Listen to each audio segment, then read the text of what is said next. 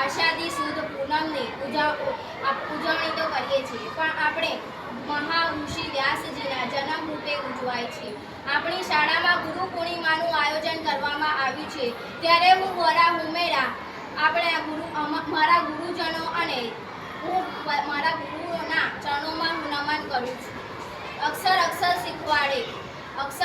શીખવાડે, ક્યારેક શબ્દથી, ક્યારેક પ્રેમથી, ગુસ્સાથી અને પ્રેમથી શીખવાડે, અમને જીવનમાં આગળ વધતા શીખવાડે. ગુરુ પૂર્ણિમાની ઉજવણી તો આપણે કરીએ છીએ, પણ કેમ? શું ગુરુનું મહત્વ એક દિન માટે જ હોય છે? ના, આપણે ગુરુઓને તો દેવોનું સ્થાન આપવામાં આવ્યું છે, પણ શું ગુરુનું મહત્વ એક દિવસ માટે નથી? આપણે તો તેમને ગુરુઓનું સ્થાન આપવામાં આવ્યું છે અને તેમને આપણે જીવનમાં ઉતારવાની છે.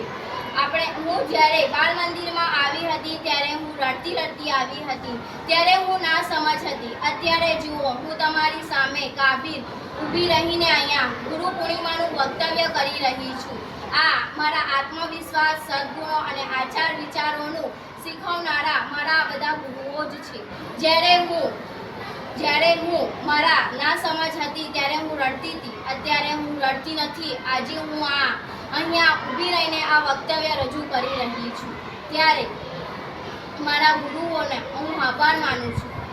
ગુરુ બ્રહ્મા ગુરુ વિષ્ણુ ગુરુદેવો મહેશ્વરા.